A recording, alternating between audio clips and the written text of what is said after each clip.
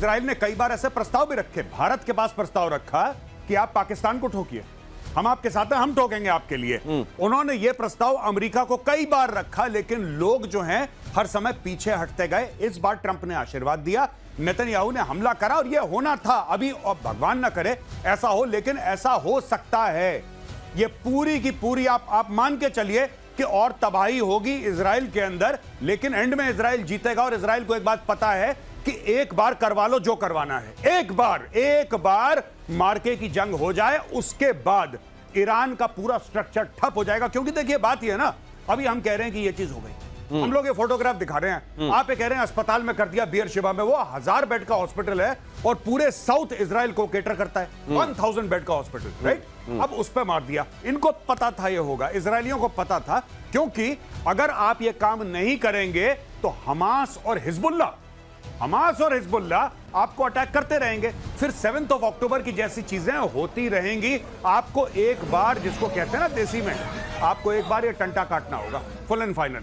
एक बार के लिए ये टंटा काटना, लेकिन ये टंटा काटने की कितनी बड़ी कीमत चुकानी होगी? क्या ये कीमत बहुत बड़ी होगी? तेल अवीव में ईरानी मिसाइल का मलबा मिला है, शहाब 3 बैलिस्टिक मिसाइल का मलबे में मिसाइल का इंजन बरामद हुआ है। ईरान की मध्यम दूरी की बैलिस्टिक मिसाइल है Shahab 3।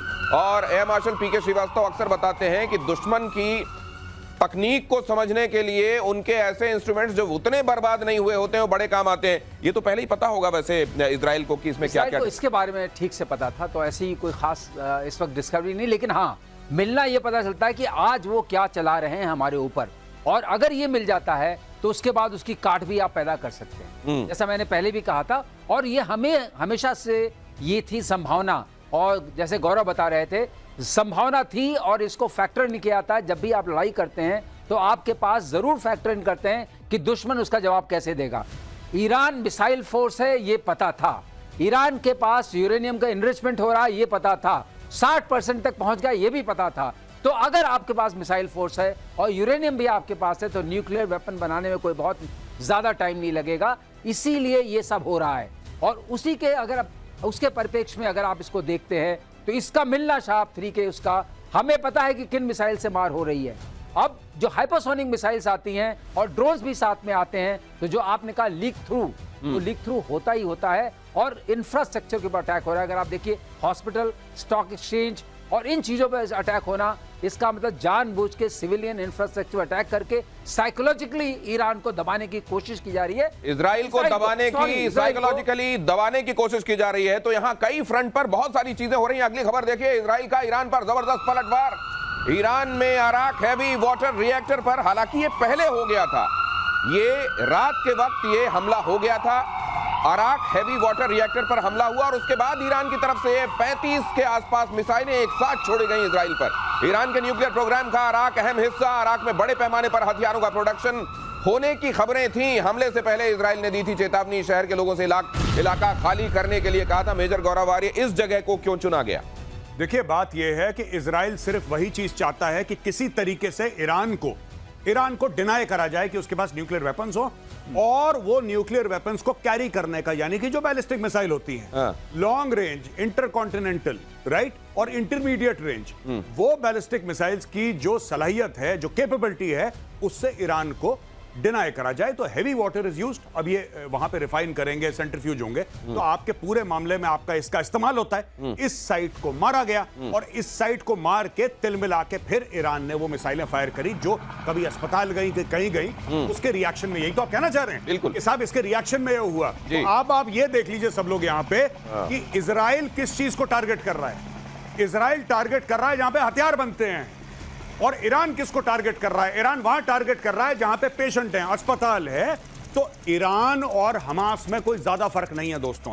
They have the same mindset, दिमाग, जहनियत दोनों की एक ही जैसी है कि जहां पे मासूम हो सबसे पहले उनके मिसाइल मारो। मासूमों पर मिसाइल मार रहा है क्या ईरान? और तेहरान में रक्षा मंत्रालय के हेडक्वार्टर पर अटैक, कुद्स फोर्स के 10 कमांड सेंटर पर भी हमला, शाहरान तेल डिपो पर भी इजराइल का अटैक, मेहराबाद एयरपोर्ट पर 2 मिसाइलें गिरी। अब यहां से रिबाउंड क्या देख रहे हैं आप ईरान की तरफ आता हुआ आगे? देखिए मैं आपको एक बात बता दूं, ये जो ईरान को फायर करना था हाइपरसोनिक, ईरान के पास इससे ज्यादा बड़ी चीजें नहीं है। मतलब ये मैक्सिमम है जो वो कर सकता है। और ईरान क्या करेगा? एटम बम तो मारेगा नहीं वहां, हाँ। वो तो है नहीं उसके पास। तो ईरान क्या कर लेगा? थोड़ी सी और बैलिस्टिक मिसाइल मार लेगा, कुछ और मार लेगा।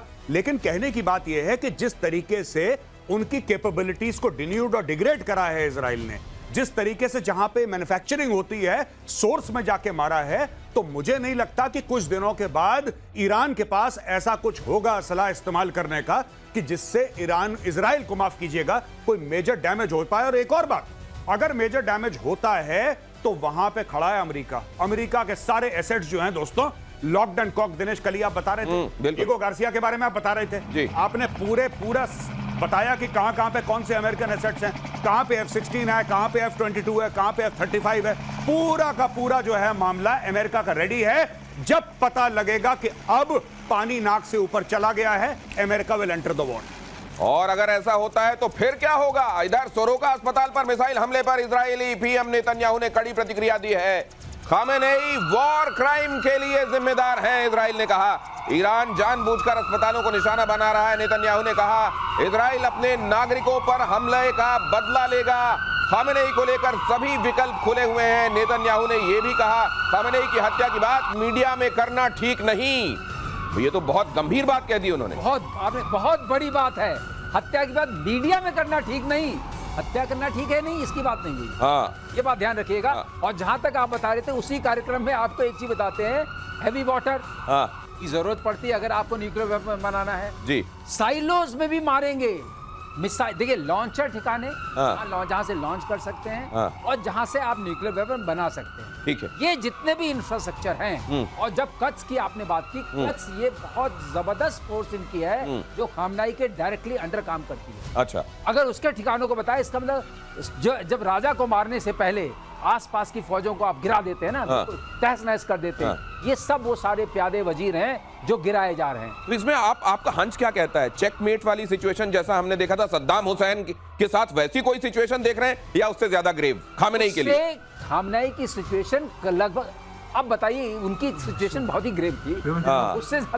उससे ज्यादा ग्रेव क्या होगी? अगर वो हो गई तो बहुत हो जाएगा। खामनेई उससे पहले ही चल पड़ेंगे। ये अगली खबर देखिए, इजराइल के ऑपरेशन राइजिंग लायन का वीडियो वायरल। बीच हवा में इजराइल के फाइटर की रिफ्यूलिंग ऑपरेशन के दौरान अब तक 600 फाइटर्स की मिड एयर रिफ्यूलिंग हुई है। यही आप कह रहे थे कि ये आकाश में नियंत्रण किसको कहते हैं? ये उसका परिचायक है। ये अब आकाश में अगर रिफ्यूलिंग कर रहे हैं आप, इसका मतलब पूरा वर्चस्व है। उसका फायदा क्या होगा? उसका फायदा ये होगा कि हम चुन चुन के मिसाइल के ठिकानों को मारेंगे, चुन चुन के जहां पर बन सकता है मारेंगे। लेकिन बड़ा इंटरेस्टिंग होता है श्रीवास्तव सर, ये देखना, मिड एयर रिफ्यूलिंग देखना, ये बड़ा इंटरेस्टिंग होता है। कैसे वो तेल से भरा हुआ टैंकर उड़ता हुआ एक तरीके से जाता है, उसकी नोजल जाती है और नोजल जाकर के उसमें एयरक्राफ्ट में, यहाँ तो उतना साफ विजुअल, ये थोड़ा डिस्टॉर्ट हो रहा है इसमें डालने में, लेकिन इतना समझ में आ रहा है कि इस जगह से, ये है वो जगह जहां से उसका निकला रहता है। उसमें ऐसे पकड़ने के लिए एक जाले टाइप का बना होता है। जैसे आपकी नोजल आई, वो जाले में लगी और उसको जाले ने पकड़ लिया। अच्छा, अब दोनों जहाज लगभग एक उससे रफ्तार से चल रहे हैं। वो मेंटेन रहता है, थोड़ी फ्लेक्सिबिलिटी स्पीड की जो वेरिएशन की होती है। और जहाज, तेल वाहक जहाज से फाइटर में तेल चला जाता है। तो ईरान के आसमान में कई बार ये रिफ्यूलिंग हो रही है। मैंने ही कहा, अगर ये मैं कर पा रहा हूं, इसका मतलब मुझे कोई खतरा नहीं है कि कोई मिसाइल मेरे ऊपर आ सकती है। और ये वर्चस्व है, तो आप चुन चुन के सारे लॉन्चर्स को, सारे ठिकानों को खत्म कर सकते हैं। ईरान का सरकारी टीवी चैनल हैक, देर रात इजरायली हैकर्स ने किया इसको हैक। IRIB टीवी समेत कई न्यूज चैनल हैक किए गए। टीवी पर लोगों से विद्रोह की अपील की गई। महसा अमीनी आंदोलन से जुड़े वीडियो प्रसारित किए गए ताकि वहां के लोगों को ये कहा जा सके कि यही समय है, सही समय है। क्या समझ में आ रहा है वहां के लोगों को? देखिए दिनेश जी, मैं आपको एक बात बताता हूं, बहुत सिंपल सी बात है। ये जो राइजिंग लायन है, ये क्या है rising lion? Rising lion actually जब 1979 पे खमेनेई के पहले खुमैनी था, उसने 1979 में विद्रोह करा था, रेवोल्यूशन करी थी। उसके पहले जो शाह मोहम्मद रजा पहलावी जो वहां का राजा था, ये उसका झंडा था। और उसके झंडे में एक शेर दिखाया गया था, शेर के हाथ में तलवार थी और पीछे शेर के एक सूरज उग रहा था, उसको कहते थे राइजिंग लायन। तो जब इजराइल ने इस पूरे ऑपरेशन का नाम राइजिंग लायन दिया, उसी दिन इजराइल को क्लियर था कि boss, what we are aiming for is regime change. ये खमेनेई को निपटाना है। इस रजीम को हटाना है, इसलिए उसका नाम राइजिंग लायन रखा गया। और नाम राइजिंग लायन रखने के बाद that is why they decided कि अब ये जो आ रहा है टेलीविजन पे हैक करके, ये जो अमीनी है, वो लड़की जिसको मार दिया, इसके लिए आ रहा है। फिर सडनली आप देख रहे हैं कि विदेश में जो उनका क्राउन प्रिंस है, उनका बेटा रजा पहलवी का, वो आ रहा है और उसने कल परसों वीडियो रिलीज करा है फारसी में अपने लोगों को बोलते हुए कि इस इस्लामिस्ट रजीम को निकाल के फेंक दो, ये किसी काम की नहीं है, उठो। तो अब वहां पे विद्रोह के लिए बोला जा रहा है कि सड़क पे आ जाओ। बिल्कुल सही। लेकिन ये इसका असर क्या देख रहे हैं आप? हालांकि वहां इंटरनेट बंद हो गया, बाकी सब चीजें। और एक चीज और मैं कहना चाहता हूं, वहां की जो टीवी न्यूज एंकर हैं वो तो शुक्र कर रही होंगी कि नहीं हैक कर लो, यहां तक ठीक है, वो मत करना जो बीते दिनों किया था। लेकिन वहां की जनता पर इस सब का असर कितना हो रहा है? देखिए, जनता वहां की जनता बिल्कुल भी खमेनी और उसके जो लोग हैं उनको पसंद नहीं करती, क्योंकि इनके ऊपर बहुत, जिसको कहते हैं कि तशद्दुद, बड़ा टॉर्चर किया गया। लेकिन कहीं ना कहीं वहां पे मैं आर्टिकल्स पढ़ रहा था, वो ये बोल रहे हैं कि साहब रेजिम चेंज तो हम भी चाहते हैं, लेकिन हम ये नहीं चाहते कि कोई बाहर से आके बमबारी करे जिसमें आम लोग मारे जाएं और उस बमबारी के तहत फिर वो रेजिम चेंज हो। हम चाहते हैं कि अंदर से हो। और इस बीच पाकिस्तान ने ईरान को बड़ा धोखा दिया। अमेरिका के लिए जासूसी करता पकड़ा गया पाकिस्तान। अमेरिका का जासूसी सिस्टम BACN, जिस विमान में BACN लगा था, वो पाकिस्तान के एयर स्पेस में दिखा, ईरान की तरफ जाता हुआ दिखाई दिया ये जासूसी विमान। और इसके बाद इजराइल ने ईरान के सरकारी टीवी चैनल पर अटैक कर दिया। ये हुआ था भाई साहब, और आपने ये कहा था, मैंने बोला था और कई बार बोला था और प्रतिशोध पे बोला था कि पाकिस्तान का बहुत अहम रोल है।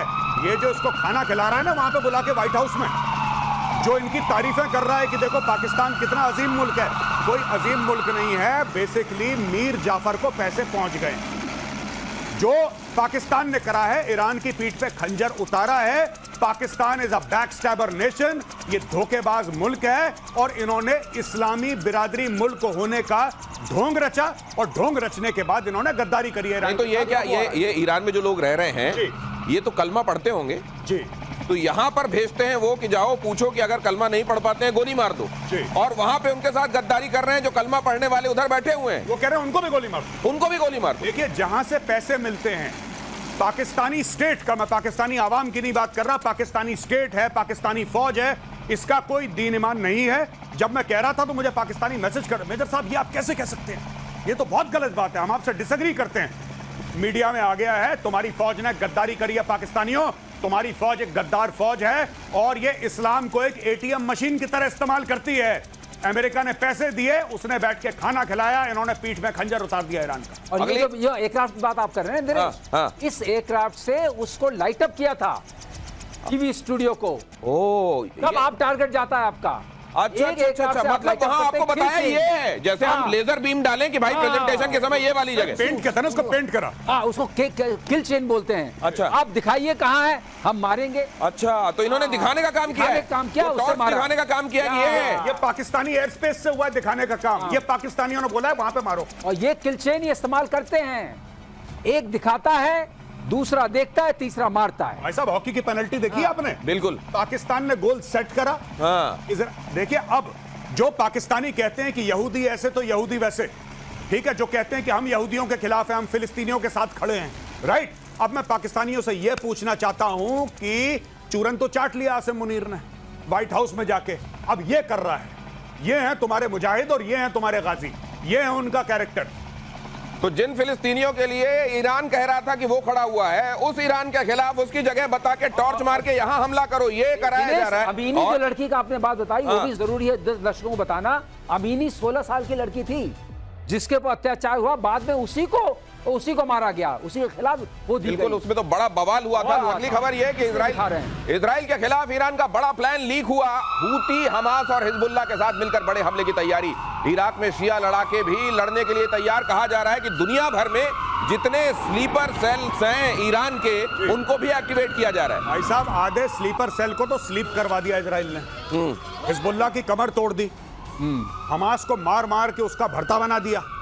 अब जो हूथी हैं वो थोड़ा समुद्र के, because southern part of Yemen में ज्यादा पाए जाते हैं हूथी, तो हो सकता है कि वहां पे जाके कुछ अटैक करें कुछ जहाजों में, पहली चीज। लेकिन सबसे बड़ी बात है दिनेश कि पहले इन्होंने, देखिए इजरायलियों ने कितना स्मार्ट प्ले करा, पहले हमास को तोड़ा, हिजबुल्लाह बीच में आया चौधरी बनने के लिए, हिजबुल्लाह को भी तोड़ा, सबको तोड़ ताड़ के सीरिया में तुर्की ने बशार अल असद को निकाल दिया। सीरिया सेफ हो गया।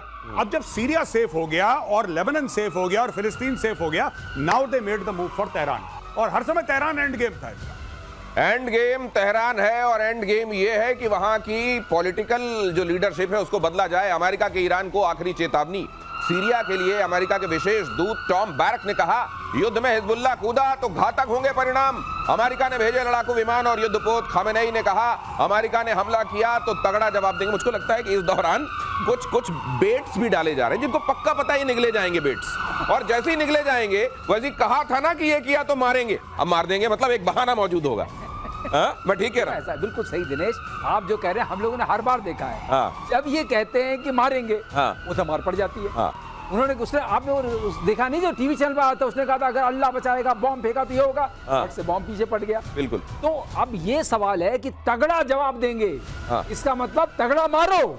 हाँ। ये उल्टा है। हाँ। और सर क्या ऐसा, सर मैं आपसे पूछता हूं सर, क्या ऐसा हो सकता है कि खमेनेई जो डेली ट्वीट करता है इसका भी ट्वीट हैक कर दिया हो किसी ने? इसका ट्विटर किसी ने, भगवान ना, मैं अज्यूम कर रहा हूं, अगर आप टीवी हैक कर सकते हैं तो उसका ट्विटर हैंडल ट्वीट, तुम्हें हिम्मत है, खमेनेई ट्वीट कर रहा है, तुम्हें हिम्मत है तो मुझे मार के दिखाओ। बिल्कुल सही। सही मसाइल कहानी खत्म। फिर से हिम्मत है तो फिर से मार के देखो। मुझे लगता है ये ना खुद नहीं कर, नहीं, मुझे लगता है कि इन्होंने जिस फोन से ये ट्वीट हो रहे हैं उस या कंप्यूटर से उस जगह को रखा हुआ है इन्होंने ईरान में किसी जगह, और ये मॉस्को में बैठ के बता रहे हैं कि भाई साहब इसमें इस बार ये करके लिख दो, और लोगों को ये लगना चाहिए कि उस बंकर से आ रहा है ये मुझे लगता है कि ये भी हो सकता है खुद को बचाने के लिए। अगली खबर की तरफ आपको लेकर चलता हूं। ईरान पर चौतरफा हमले के लिए अमेरिका रेडी। ईरान पर किसी भी वक्त हमला कर सकता है अमेरिका। मिडिल ईस्ट में अमेरिका के 60 एयर बेसेस हैं, और ये तो सिर्फ अमेरिका की बात हम आपको बता रहे हैं। ब्रिटेन भी कैसे सीन में आ रहा है वो भी आपको बताएंगे। अमेरिका ने इन दिनों उस जगह को सुपर एक्टिवेट कर दिया है। क्या इसका मतलब ये है कि, और ये भी कहा जा रहा है कि 48 घंटे के अंदर अंदर ये भी देख सकते हैं आप कि अमेरिका की सीधी एंट्री होगी, क्या होगी तो कितनी होगी, और उसके रिपरकशंस क्या होंगे? ऐसा देश अगर एंट्री होगी, क्योंकि अमेरिका को पूरा पता है कि हमारे ऊपर भी मिसाइल का निशाना साधा होगा, जिसको बंकर्स में खत्म किया जा रहा है, साइलोज में। वो निशाने जो अमेरिका के ऊपर कहते हैं ना हमने सब निशानों में रखा है, बहुत आसान है, वो सारे पहले खत्म किए जा रहे हैं साइलोज। ये समझ लीजिए कार्यक्रम कैसे चल रहा है। जब वो खत्म हो गया, अमेरिका के पास वहाँ F-35 है, अमेरिका के पास F-16 है, अमेरिका के पास वहाँ 5th फ्लीट का पूरा इस होम बैरन सर F-22 है। तो वहाँ पर असेट्स बहुत हैं, सर्विलेंस असेट्स हैं, ड्रोन्स हैं, लोग हैं। कतर में करीब 40-50 की फौज है वहाँ पर, 8 कंट्रीज में है। तो ये नहीं, मान लीजिए कि ये जगह इन्होंने एक्टिव कर दी, इनकी एंट्री भी हो गई, उसके बाद क्या होगा? उसके बाद जो जितने भी इनके बचे हुए ठिकाने हैं, लेकिन मुझे लगता है ये लोग चूंकि ये रेजिम के लिए हो रहा है। क्या ईरान की तरफ से भी दूसरे मुल्क जो सॉलिडेरिटी की बात करते हैं, क्या वो इकट्ठे आके? अगर वो बात आप पूछ रहे हैं हाँ। तो उसका आंसर है नो। अगर आप वो गुप्त बात वो पूछ रहे हैं तो उसका गुप्त आंसर है नो। हाँ।